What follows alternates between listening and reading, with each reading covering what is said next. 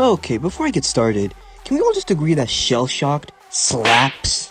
Righteous! Yo, welcome back to the channel. The Teenage Mutant Ninja Turtles movie. This movie is bad. I know there exists a subsection of the TMNT fans who actually like this movie, and I kind of understand the appeal. It's a bunch of big green guys making wisecracks and throwing shipping containers. There's an audience for that. But for real though, I do like elements of this movie. The turtles themselves, outside from their awful designs, were actually pretty good. They got a lot of personality and their banter with each other is great. But in the grand scheme of things, none of that really matters, because this movie overall is just terrible adaptations of the Ninja Turtles, filled with the same tired tropes from the Transformers movies. While the first movie did alright financially, critically it was panned, and the second movie was even worse. To really understand why these movies were such a massive failure, you need to go back to the beginning and see the root of the problem.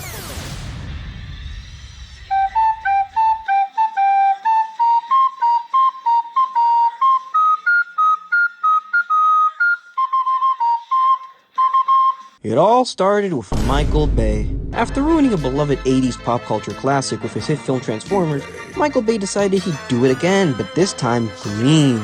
He was brought in to produce the first live-action Teenage Mutant Ninja Turtles in over 20 years, and his first order of business was to make the Turtles aliens? These turtles are from an alien race, and they are going to be tough, edgy, funny, and completely lovable. Back in 2012, an early script for the movie titled The Blue Door was leaked online. In the script, the Turtles were part of an alien race of Turtle Warriors, and Shredder was going to be called Colonel Schrader, a government agent who's also an alien. The Foot Clan would have been a Black Ops unit instead of a Ninja Clan.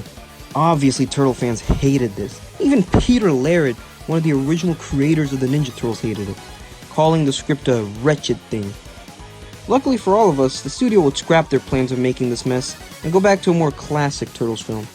The Blue Door had officially been closed. But that wasn't the end of our problems. No, not by a long shot.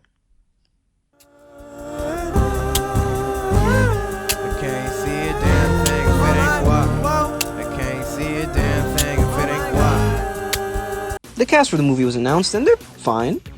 With Alan Richardson as Raphael, Pete Plozek as Leonardo, and Jeremy Howard as Donatello, and Noel Fisher as Michelangelo.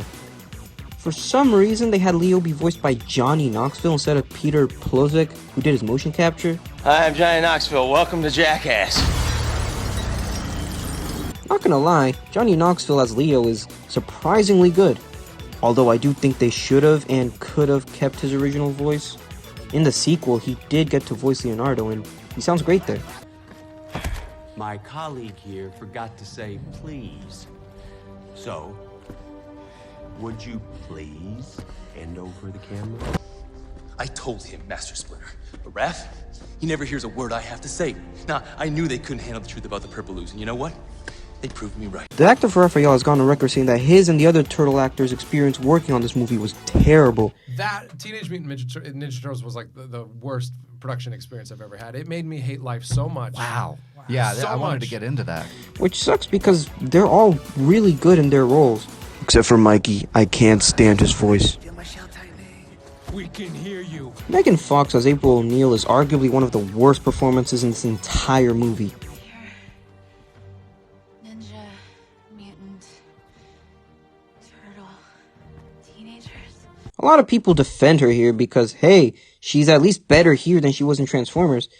If this was any other actor, this would not fly. They were my childhood pets, and they were named after Italian Renaissance painters. William Fichtner was originally going to play the main villain of this movie, that being Shredder, and this casting was pretty controversial when announced. Could you guess why? So once again, due to fan backlash, the studio scrapped this idea and cast a more fitting actor for Shredder. They did all of this pretty late into production, so William Fichtner's character spent most of the movie seeming like he's going to be the main villain, only for it to be this guy. Rokusaki gets like 2 quick scenes to establish his existence, but for the whole rest of the movie, it's Eric Sachs who gets to act as the main antagonist. Shredder originally just being a white guy in a power suit really messed up the story, because now Shredder vs. Splinter is just some Japanese dude fighting some rat. They have zero connection with each other because Oroku Saki was added last minute. Hamato Yoshi doesn't even exist in this movie. I'm glad Shredder was recast, but honestly they shouldn't have had this idea at all in the first place. As production on the movie was slowly reaching its end, fans were hyped to see how the Turtles looked. At that point, all we had were set photos of the actors in motion capture suits. Yeah, there was a lot of controversy behind this release, but hey, it's Ninja Turtles, and we wanted to see how they'd look. There's no way they could mess this up, right?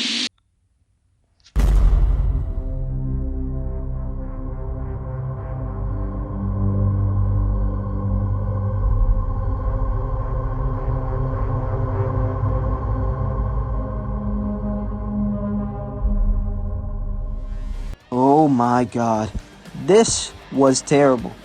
These turtles look ugly. I remember there being a lot of parodies made of this scene of Mikey taking off his mask.